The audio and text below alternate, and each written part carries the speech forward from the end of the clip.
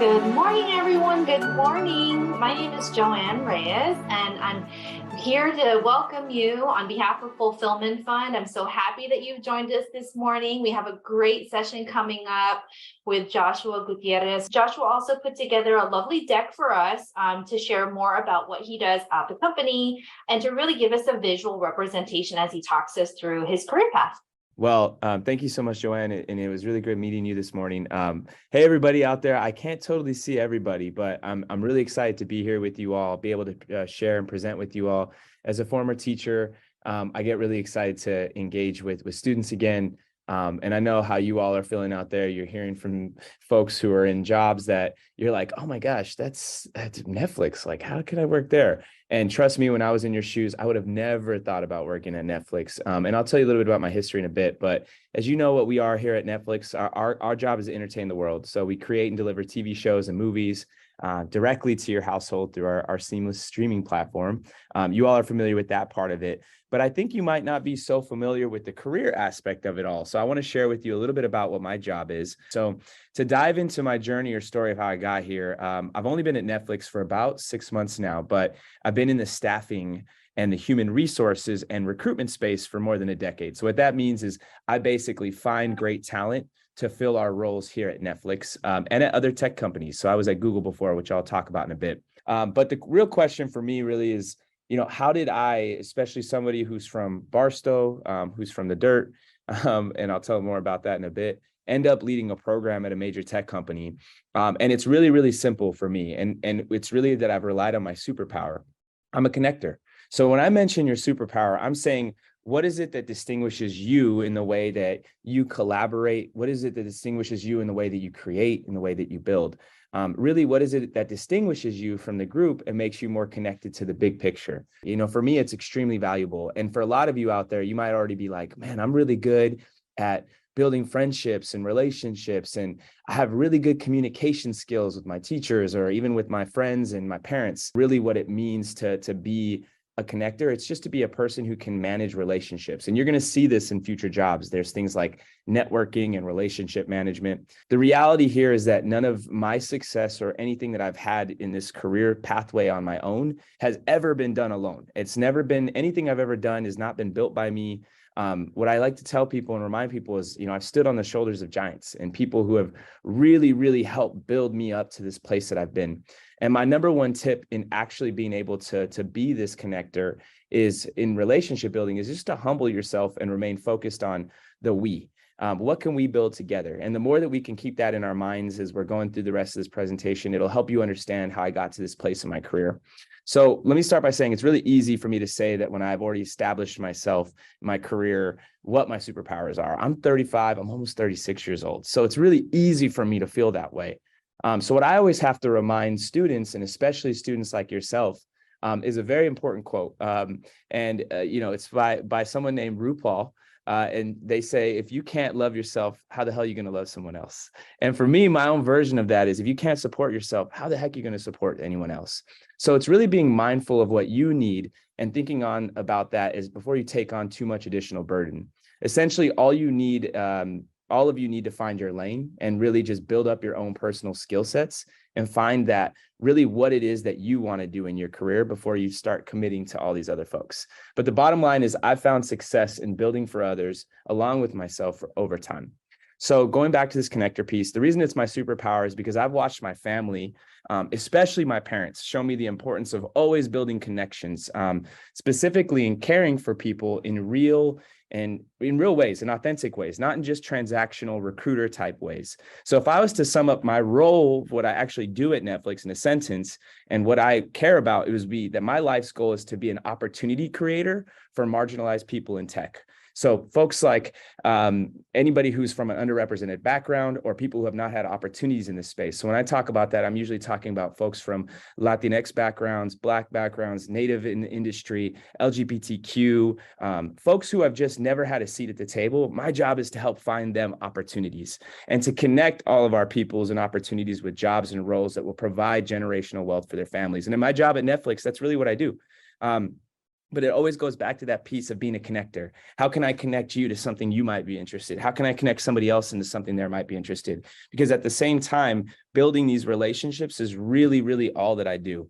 So let me go ahead and connect to the next slide. So to tell you a little bit about my story, I was born and raised in the beautiful desert of Barstow, as I mentioned before. I was born, raised, and miseducated there. While this was an wonderful experience, I faced really significant educational challenges in my career. When I was in high school, I was second in my class with a 4.2 GPA. And my high school counselor told me my senior year, and this is a long time ago, back in 2005, you're not going to get into a four-year college. So your best bet is going directly to community college. And as to be truly honest, like community colleges are so important to this whole journey. But when I was in high school, to be the top of my class and be told that, I didn't have an opportunity to go to university, that really messed me up. And especially because I had dreams of going to UCLA or going to Stanford. I had huge dreams for those places, and it really broke me. But that really was able to change because I got very, very, very lucky. And also it was from the hard work that I did in high school. I received a scholarship for the top 1% of graduates in San Bernardino County. And so I ended up going to Cal State University, San Bernardino. And this was a revelation for my parents who weren't going to be able to support me through college. They didn't know how to do FAFSAs or any of those types of things. So I wasn't going to be able to go to college. And so to have this opportunity to change my life. But still, like many of you, when you go to college, you might have to work part-time or go to school, find time to be part of student organizations. And I still had to keep up that 3.5 GPA for my scholarship. And really, I had it easy. Most of my friends who I went to school with, they were from the IE. They commuted hours to school 2 to 3 times a week. These same friends would go right back to work when they weren't studying or school. And in addition, many of my friends didn't have a scholarship like me. So it wasn't like they could focus on being in student organizations or things like that, like I was in college. It was just work, school, and family. So I tell you that story because many of you might fit that description one day when you go to college. It's students who will be working full time, going to school, studying every night, and putting in the work to help provide for your families. And that's somebody who I see as really resilient, hardworking, values-oriented, and a leader in their family and community. And the question is like, what type of company wouldn't want that type of person? And in fact, I've worked with a lot of people over the years, from the Harvards and the Stanfords and the MITs and all those top Ivy League schools, from all types of schools. And the number one factor I've seen for success is actually that resilience, that ability to overcome, and emotional intelligence. So going back to what I said about being a connector, being able to actually understand and connect with people is so important. So maybe you haven't even thought about that as being experiences or being things that are important for you or business critical for jobs. So going back to my role in all this, my job isn't just to share with you all this information, this leadership and business development tips. It's to work with these companies and say, hey, you need to be recruiting people like me and people who went to schools like I went to and grew up where I went to, because these are the people who are going to be able to transform your companies, because you all are the ones that are going to come to a place like Netflix and be able to change it. So as I mentioned, going back to how this all connects to my role, last week, the New York Times released an article that gave a really scathing critique of how tech companies like Netflix are really exclusive, and especially for lower income students, that these tech internships are really hard to get. So now going back to what I do here at Netflix, this is my job, is to fix this issue. How can we ensure there's spaces that are built for people like us, people from low income backgrounds, people from underrepresented backgrounds?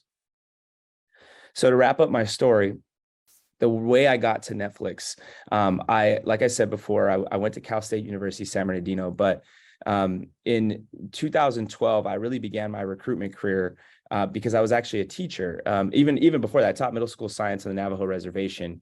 And in 2014, I joined Google's engineering practicum recruitment team. And that is kind of wild. Like the fact that I went from teaching to a recruiting job and then went to Google. And part of that was just saying yes, just looking for different opportunities, seeing that there were spaces that I wasn't able, because I was a teacher, I loved teaching. But what happened was I was teaching in New Mexico and I wanted to come back to California, and I couldn't find any teaching roles specifically where I wanted to teach. So I ended up like, okay, I have to look for some other job. I ended up all the way in Boston. So another just lesson from my own journey is sometimes you have to say yes, end up in different places that you're not necessarily expecting.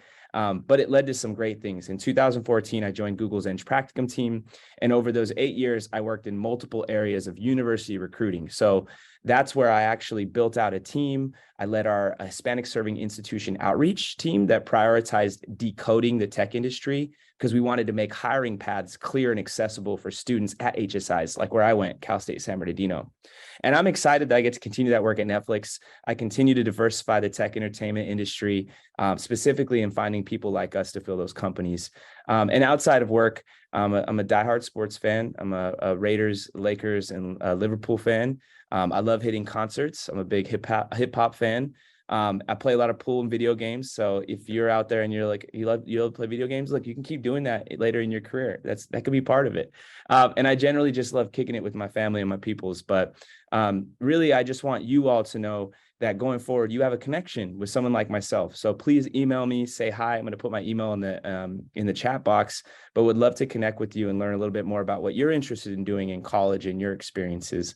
But I'll go ahead and stop there. And Joanne, let me know if you want me to keep sharing my screen as well. If you have more slides, feel free to, but I just also was really curious about, like, you led us through the many pathways of your career and gave us a lot of great tidbits about, saying yes and just being open to opportunity. But when it boils down, when it comes down to it, what does your day-to-day look like? What does your job entail every day? Does it change? Does it stay the same? Who do you talk to? Wow, that's a really good question. Yeah, it's a fascinating space working in staffing, working in talent acquisition. Basically, what my day-to-day looks like is I'll connect with our teams across the business. So we look at Netflix and we see all these different parts of the business. So we have our gaming department, we have our streaming department, we have our animations department, and those folks will turn to me and say, "All right, Josh, we're looking for an entry-level software engineer, somebody who can come in and actually help us to build this platform." And so they'll tell me how many engineers they're going to need, right? They'll give me what we call head count. And when they give me that head count, at that point, then I'll start to turn into our team and say, okay, we need to build a talent pool for this type of role. So at that point, I'll start looking at my networks, my connections. As I mentioned, I'm a connector, right? I look at the relationships I've built over time. I go to my campuses and I say, hey, I have these roles available. Can you share these roles with your students? And at that point, I'll start to build this talent pool to actually start to get these folks to interview and to get these jobs eventually here at Netflix. So I would say day to day, what that looks like is, I wake up really early. I'm a very, very early riser. And I usually will hop on the computer, usually at home, grab a cup of coffee.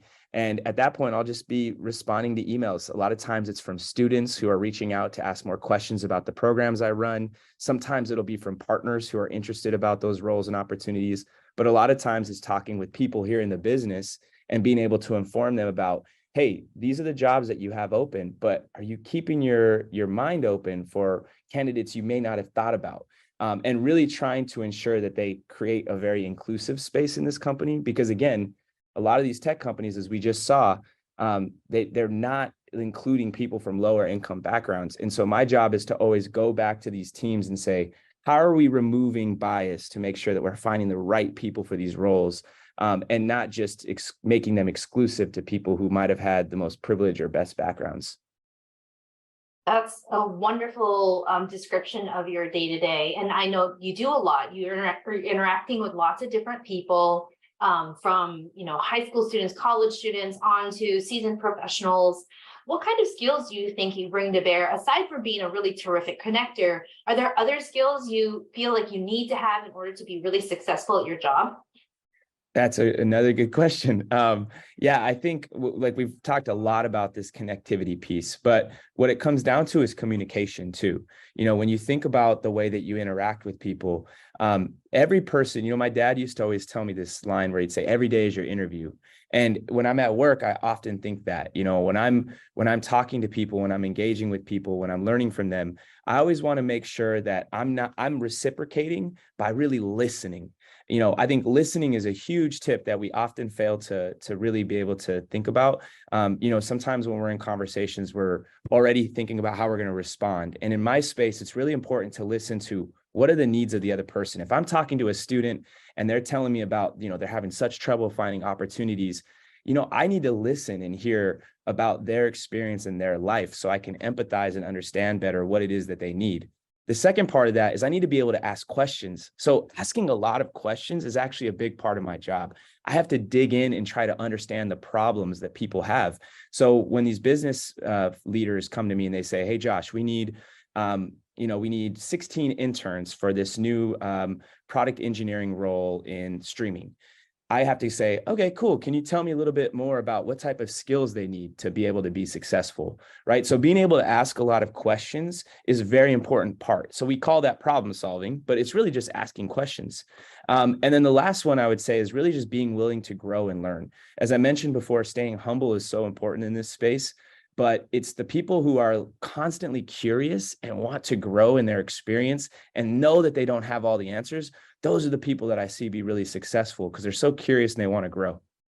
Yeah, we love that. We always talk about how growth mindset is such an important space to inhabit. Yep. Just know that you're not going to have all the right answers. No one ever does. There's no such thing as perfect, but there is a goal to just be constantly growing and, making more wrinkles in your brain and learning new things. And I think that is the mentality you're really bringing up, is being curious, being open to learning, listening, and communicating well. There was something that you mentioned. You have so much confidence, and I love that you're this person in this space who exhibits tons of confidence and who helps instill confidence in others. But I know that when, I remember when I was first starting out in my career, I had a lot of self-doubt. And I was really challenged by that. And I know that's something super relatable to a lot of our students who face imposter syndrome. Do you have any suggestions for how you sort of get yourself out of that feeling, and how you handled going into these spaces where maybe you were the only one who looked like you, or you were one of a few? Yeah, actually, I'm going to share my screen again because I have something I want to show you all. So I love these. Let me go back here. Oops. So you just brought up imposter syndrome. I think it's so important. And, and some of you have heard that term, and we think about that. I want to show you a couple of quotes that always blow my mind. So go ahead and skip past this first quote because this is a good quote, but I want you to look at the last two. First one is from Maya Angelou. I've written 11 books, but each time I think, they're going to find out now. I've run a game on everybody and they're going to find out. How many of you have heard about Maya Angelou? Every single student has heard about Maya Angelou. Why? Because she's one of the greatest writers of our lifetime. And this woman had self-doubt. She looked at herself and said, oh my gosh, you're going to figure out I'm not a good writer. How many of you know who Kendrick Lamar is, right? That's the greatest rapper, and I'll argue with all of you, of our generation. And look what he said here. My newfound success life made all of me magnified. How many accolades I need to block denial. The shock value of my success put bold to me. All this money is God playing joke on me. This is a man who's the greatest rapper of our lifetime, who also has this self-doubt. So one thing I always try to tell folks is to think of your own, like this feeling of when you look at somebody like myself, right? Because I would have saw myself and I would have gone, oh my gosh, this guy's telling me I could work at Netflix. This is going to be so hard. How could I ever do that? When I was 15, 14, I would have never expected to be in this place. But what I've slowly learned, and again, it's a pathway. You saw my pathway went all over the place, is that over time, those life experiences will give you that confidence to understand. But the biggest thing I had to learn was this idea. So when I think about like whenever I get into these spaces, sometimes I'll get in these rooms with VPs at Netflix and I'm like, oh my gosh, they know everything. Well, like I'm just this small little green bubble. I don't know anything. They know everything else. This feeling of like they know everything. But the reality is when we look at the right, it's probably a little bit more like this, that what I know and what other people know are very, very unique and different. And I have a lot of value and experience to share with them. So I always try to remember the reason I'm in these spaces, the reason I'm in these rooms is because my experience and what I know matters. And so I need to bring that every time when I get to the table.